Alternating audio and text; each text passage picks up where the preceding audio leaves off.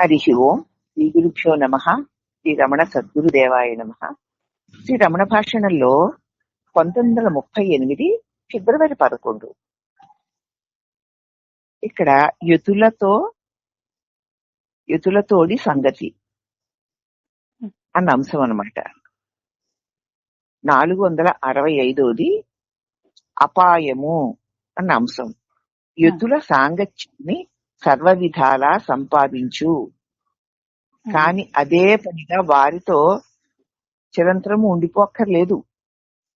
మునుల యొక్క, మహనీయుల యొక్క, జ్ఞానుల యొక్క సాంగత్యాన్ని సర్వ విధాలా సంపాదించుకో.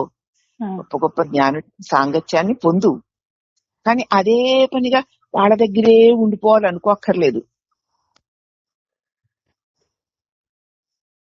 అతి పరిచయం వల్ల అవజ్ఞ అనే నానుడి వాళ్ళ విషయంలోనూ వర్తిస్తుంది.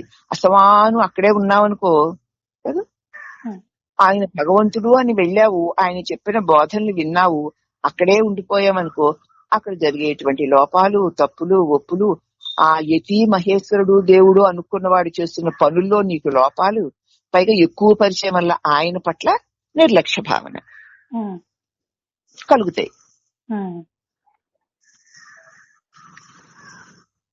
కాబట్టి అన్నారు స్వామి రామదాస్ విజన్ అనేటువంటి వ్యాసంలో. స్వామి రామదాస్ అని చెప్పారట, అందుచేత జ్ఞానులతో సాంగత్యం చాలా గొప్పది. దానివల్ల ఆ సాంగత్యంలో జ్ఞానులు చేసిన ప్రబోధన నువ్వు స్వీకరించి ఆచరణలో పెట్టుకోవడానికి సదా వారి దగ్గరే ఉండక్కర్లేదు. ఎప్పుడూ ఉండిపోయావనుకో, ఇక నామరూపాలతో కూడి ఉంటావు కాబట్టి వారి యొక్క నామరూపాలు, వాళ్ళ వ్యవహారాల్లో నీకు దోషాలు చూస్తూ ఉంటావు. పైగా ఎక్కువ పరిచయం అయ్యేసరికి అలుసు భావన కలుగుతుంది. చనువు ఎక్కువైపోయిందిగా అది అని శ్రీ స్వామి రామదాస్ గారు విజన్ అనే పత్రికలో ఒక వ్యాసంలో రాశారు. ఆధ్యాత్మిక పరిణితిని చాలా వరకు యోగ్య సంఘం సమకూరుస్తుంది.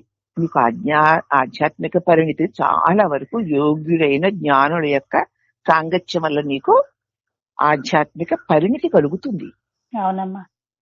అందుచేత యతుల సంపర్కం సత్యాన్వేషికి ఎంతో అవసరమే. జ్ఞానుల యొక్క సంపర్కము, సాంగత్యము సత్యాన్వేషికి ఎంతో అవసరమే. యతి సంఘము అంటే సాధకుడు సాధువుల్ని సదా అంటిపెట్టుకొని ఉండమని కాదు. సమానం ఆయన వెనకాతలే పడి ఆయన అంటిపెట్టుకొని ఉండడం కాదు.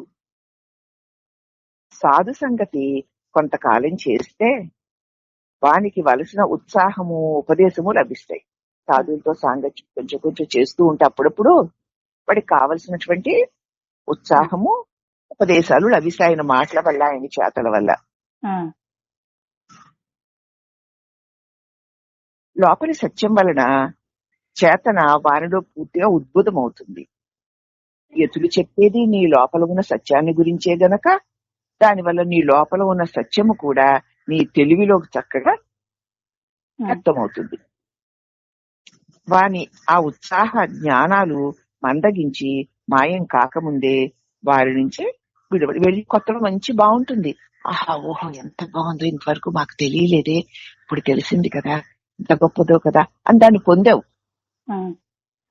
ఇంకా అక్కడే ఉన్నామనుకో, ముందు పొంగిన పొంగు తర్వాత చల్లబడిపోతుంది.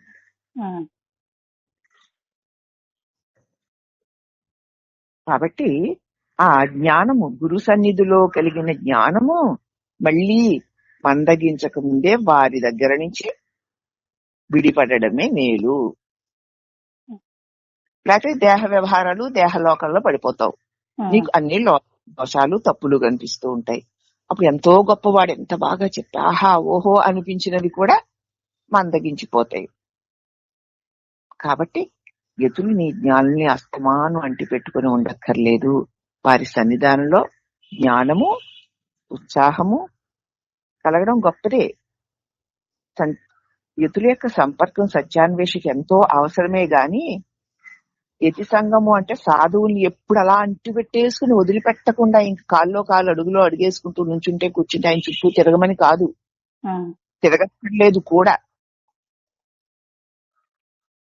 సాధుసాంగత్యం కొద్ది కాలం చేసేటప్పుడు గొప్ప ఉత్సాహం కలుగుతుంది, ఉపదేశం లభిస్తుంది, లోపల నుంచి సత్యం అర్థమయ్యి ఆనందం పెళ్ళుబుకుతూ ఉంటుంది. అవునా? అవునమ్మా. ఇంకా ఆయన దగ్గరే ఒక 10 రోజులు ఉండు, ఎప్పుడు ఇంటికి వెళ్ళిపోదాం అనిపిస్తుంది. అని తెలిసిపోయింది ఇక ఉత్సాహం అయిపోతుంది. అందుచేత నీ జ్ఞానము ఉత్సాహము మందగించక ముందే వారి నుంచి విడిపడాలి. దేవుడు నీకు తెలియజేశాడు. ఆయన బోధల్ని నిరంతరము వింటూ దాన్ని స్మరణ చేసుకుంటూ దాని అనుభవాన్ని పొందుతూ ఉంటే ఆయనతో ఉన్నట్టే, ఆయనలో ఉన్నట్టే. దేహం ఉండక్కర్లేదు. దేహం ఉంది అంటే మోహాలు కనిపిస్తాయి. అందుచేత గురు బోధయే నిజమైన గురువు. గురువు బోధించడానికి ఆ రూపము గురువుకి ఉపకరణ. కాబట్టి గురువుకి ఉపకరణమైన దేహాన్ని చూసావంటే నువ్వు దేహం అనుకుంటున్నావు గనక మోహంలో పడిపోతావు. గురువు అంటే నీ నిజస్వరూపాన్ని ఎరిగించే బోధయే గురువు.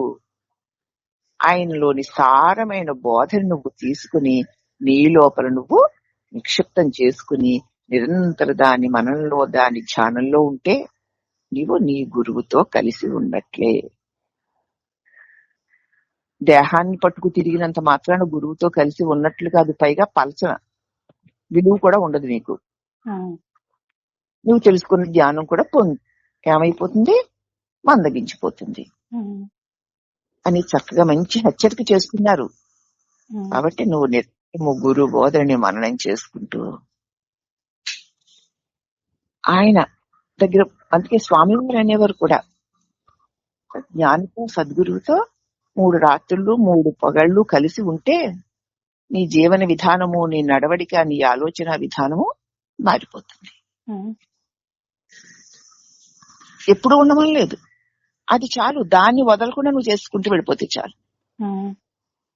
అలాగే ఎప్పుడైనా కొంచెం శరీరంలో, కుటుంబంలో ఏవైనా పరిస్థితుల ప్రభావానికి లోనైపోతే ఒక్కసారి గురువు దగ్గరికి వెళ్ళి ఒక 2-3 రోజులు ఆయనతో ఉండి మళ్ళీ నువ్వు నూతన ఉత్సాహాన్ని పుంజుకొని వచ్చేయాలి.